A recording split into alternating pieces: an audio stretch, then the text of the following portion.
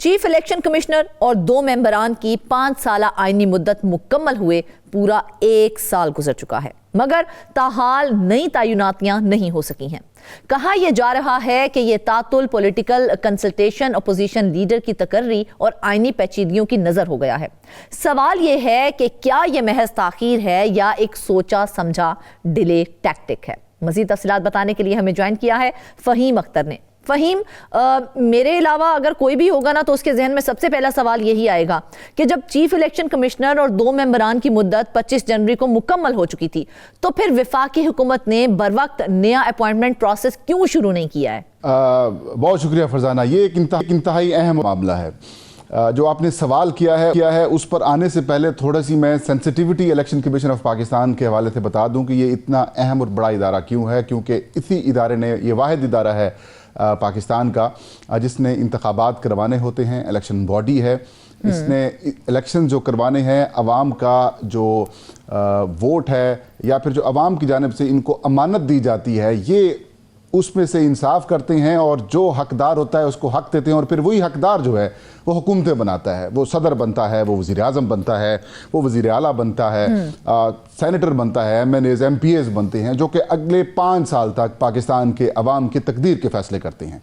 अब अगर इस इलेक्शन कमीशन, इस बड़े अहम इदारे के ऊपर अगर लोगों का एतमाद ना हो तो वो सारी जो बुनियाद है वो उखड़ जाती है, वो जो सारी इमारत है वो टूट फूट का शिकार हो जाती है। और बदकिस्मती से पिछले 1 साल से ये जो बुनियाद है ये गिरी हुई है, ये टूटी हुई है, ये ख़त्म हो चुकी है, क्योंकि तैनाती नहीं हो रही। आइन ये कहता है कि जब इलेक्शन कमीशन ऑफ पाकिस्तान का चीफ इलेक्शन कमिश्नर हो या फिर उनके जो मेंबरान हों, अगर वो मुद्दत मुकम्मल कर जाते हैं तो 45 दिन के अंदर उनकी जो मुद्दत है उसके अंदर आपने नई तैनातियां करनी है। और 25 जनवरी 2025 को ये जो 3 यानी कि शख्सियात हैं इलेक्शन कमीशन की, जिनमें एक chief election commissioner Sikandar Sultan Raja, member Sindh Nisar Durrani और मेंबर बलूचिस्तान शाह मोहम्मद जतोई साहब, इनकी मुद्दत मुकम्मल हो चुकी। लेकिन इनको एक्सटेंड करने के लिए इलेक्शन कमीशन ऑफ पाकिस्तान के इन मेंबरान को मजीद मुद्दत देने के लिए, वक्त देने के लिए 26वीं आईनी तरमीम कर दी गई। अब 26वीं आईनी तरमीम तो कर दी गई और उसमें यह कहा गया कि जब तक नए मेंबरान तैनात नहीं होते तब तक ये काम करते रहेंगे। नहीं तो क्या अब ये जो सिचुएशन बन चुकी है फहीम, तो क्या ये आईनी तौर पर अब हम इसे दुरुस्त कहेंगे कि 1 साल गुजरने के बावजूद भी इलेक्शन कमीशन जो है वो एक्सटेंडेड मोड में काम करता रहा है? देखिए, ये आइन की 2 शिकों के साथ मुतसादम करती है फरजाना। मैं इसी बात के ऊपर आ रहा जो आपने सवाल किया। एक तो आइन की शिक ये कहती है कि एक एक्टिंग चीफ इलेक्शन कमिश्नर होगा, कि अगर चीफ इलेक्शन कमिश्नर अवेलेबल नहीं है, रिजाइन कर जाते हैं या फिर कहीं चले जाते हैं, तो जो इलेक्शन कमीशन के सीनियर मेंबर होंगे वो एक्टिंग चीफ इलेक्शन कमिश्नर के तौर पर काम करेंगे। अब वो एक आइन की शिक मौजूद है, तो फिर 26वीं तरमीम के तहत उनको वक्त देने की क्या जरूरत थी? एक चीज। दूसरी चीज ये कहते हैं कि जब तक नई तैनाती नहीं होती तब तक ये बैठे रहेंगे, ये काम करते रहेंगे। तो वो जो दूसरी आइन की शिक है वो कहती है कि 45 दिन के अंदर आपने इनकी मुद्दत के अंदर आपने इनको तैनात करना है, तो फिर उसकी भी खिलाफ वर्जी हो रही है। तो बुनियादी तौर पर वफाकी हुकूमत 1 साल से इन मेंबरान की तैनाती ना करके आइन की खिलाफ वर्जी कर रही है और ये आइन की संगीन खिलाफ वर्जियों में से एक इसको तस्वर किया जाना चाहिए। इसकी अब जो सिचुएशन डेवलप हो चुकी है, पहले तो माजी में आपके साथ हमने 2-3 दफा इस सारे मामले के ऊपर हमने गुफ्तगू भी की, इस मामले को हमने हाईलाइट भी किया। पहले तो अपोजिशन लीडर के साथ मुशावरत नहीं कर रहे थे, उस वक्त उमर अयूब साहब डिस्क्वालिफिकेशन उनकी नहीं हुई थी। तब जब प्रोग्राम्स हुए, अपोजिशन की तरफ से भी तनकीद का सिलसिला शुरू किया गया, उमर अयूब ने कौमी असम्बली के अंदर फ्लोर ऑफ द हाउस खिताब किया, तो फिर वज़ीर आज़म की तरफ से एक ख़त लिख दिया गया। और जो ख़त लिखा गया, जैसे ही वो ख़त मौसूल होता है, उसके बाद अपोजिशन लीडर से ये कहा गया कि आप हमसे मुलाकात करें। वज़ीर आज़म ने कहा कि हम इसको डिस्कस करना चाहते हैं, लेकिन तारीख नहीं दी थी वज़ीर आज़म की तरफ से। अपोजिशन लीडर ने वज़ीर आज़म को ख़त का जवाब देने की बजाय उन्होंने स्पीकर को ख़त लिख दिया। स्पीकर की तरफ से जवाब जो है उन्होंने कहा कि नहीं, आप वज़ीर आज़म से रब्ता करें, आप हमारे तरफ अभी नहीं आ सकते, कि कमेटी तब बनेगी जब वज़ीर आज़म और आपके दरमियान मशावरत होगी। ठीक है। अच्छा, फिर इन्होंने वज़ीर आज़म को ख़त लिखा और उसके अगले दिन, जिस दिन अपोजिशन लीडर उमर अयूब ने खत लिखा, उसके अगले दिन उमर अयूब साहब को और शिबली फराज साहब को इंसदाद दहशतगर्दी अदालत फैसलाबाद की जानिब से नाअहल कर दिया जाता है और यूं अगस्त से लेकर अब तक जो अपोजिशन लीडर की पोस्ट थी वो खाली थी। आज मतलब ये कि जो महमूद खान अचकज़ई हैं उनका नोटिफिकेशन जारी कर दिया गया है, वो भी 5 तो फहीम, हुकूमत का मौक़िफ़ भी तो यही है ना कि ऑपोजिशन लीडर की तकर्री ना होने के बायस जो है ये प्रोसेस रुका हुआ है। तो क्या एक आईनी इदारे को एक पॉलिटिकल डेडलॉक के रहमो करम पर यूं ही छोड़ा जा सकता है? देखिए फरजाना, ये अपोजिशन लीडर की तैनाती किसने करनी है? अपोजिशन लीडर की तैनाती ज़ाहिर है नॉमिनेशन अपोजिशन की तरफ से आ गई है, सारे मेंबरान ने साइन करके दे दिए। ये तैनाती स्पीकर कौमी असम्बली ने करनी थी। स्पीकर कौमी असम्बली का ताल्लुक मुस्लिम लीग नून से है। वो कहते हैं कि वज़ीर आज़म की हिदायत के ऊपर मैंने जो करना है। तो वो इतने अरसे 5 महीने तक आपने डिले क्यों किया है? आपने डिले इसलिए किया कि अपोजिशन लीडर सख्त तकरीर करेगा, अपोजिशन लीडर इश्यूज बनाएगा, और फिर जैसे ही वो अपोजिशन लीडर आएंगे तो फिर जो आईनी ओहदों के ऊपर जो तैनातियां रुकी हुई हैं वो करेंगे।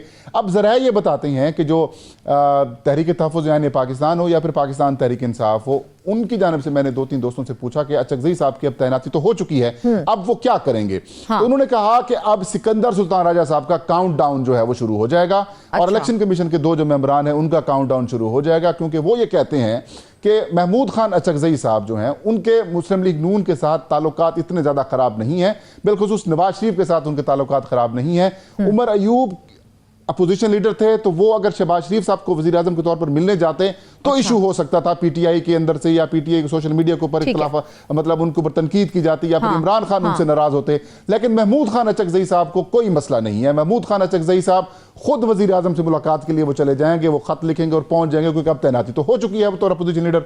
अब जैसे ही ये जाएंगे तो ज़ाहिर आइन ये कहता है कि वज़ीर आज़म और अपोजिशन लीडर के दरमियान पहले इनकी तैनातियों के ऊपर मशावरत होगी, फिर उस मशावरत के बाद पार्लिमानी कमेटी तश्कील दी जाएगी, और फिर पार्लियामेंट प्रोसेस है। हम तो चाहते हैं कि आईनी प्रोसेस जो है वो एज सुन एज पॉसिबल शुरू हो। लेकिन एक सवाल जो यहाँ पे उठता है वो ये है कि अगस्त में उमर अयूब की नाअहली के बाद देखा जाए तो मुशावरती अमल मुकम्मल तौर पर रुक गया था। इस दौरान क्या गवर्नमेंट के पास या ऑपोजिशन के पास कोई अल्टरनेटिव आईनी रास्ता मौजूद नहीं था जिसे अपनाया जाता, और ये 1 साल का अरसा जो गुजरा है वो ना गुजरता इस तरह से? देखिए, जिस वक्त वैसे तो आइन के अंदर इस रास्ते के अलावा और कोई रास्ता नहीं है, लेकिन इनके पास 2/3 मेजॉरिटी है, सेनेट में भी, कौमी असम्बली में भी। 26वीं आईनी तरमीम में तो चलो आपने JUI की मतलब उनकी मदद से या उनके वोटों से तरमीम की, लेकिन 27वीं तरमीम में तो आपको किसी की भी जरूरत नहीं पड़ी मासवाए एक आध मेंबर के।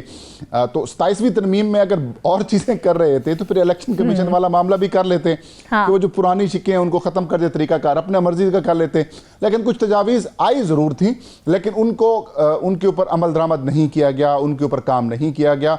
तो वही तरीका जो पुराना था वही बरकरार था, यानी कि अपोजिशन लीडर और उनका, इस वजह से इसको ताखीर का शिकार किया गया, ताकि chief election commissioner Sikandar Sultan Raja और जो बाकी जो मेंबरान हैं जिन्होंने पाकिस्तान तहरीक इंसाफ के बहुत सारे अरकान असम्बली को थोक के हिसाब से उनको नाअहल किया, बल्दियाती इंतखाबात अगर नहीं करवाना चाहती हुकूमत तो उनकी तरफ से कोई प्रेशर नहीं आता।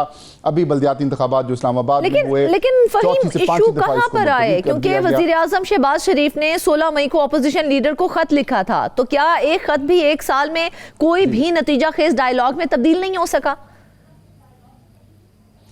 देखिए, 16 मई को जो खत लिखा था वो वजीर आजम की तरफ से लिख तो दिया गया था, लेकिन तारीख नहीं लिखी थी कि अपोजिशन लीडर साहब आप आएँ। 16 मई को खत लिखा है तो 17 को मुलाकात कर ले, 17 को नहीं तो 18 को, 18 नहीं तो जून में कर दें, लेकिन कोई तारीख मेंशन नहीं की। तहरीक इंसाफ ने उस खत के ऊपर जो है पहले मशावरत की और ये फैसला किया कि वो वजीर आजम से फिलवक्त मुलाकात नहीं करेंगे।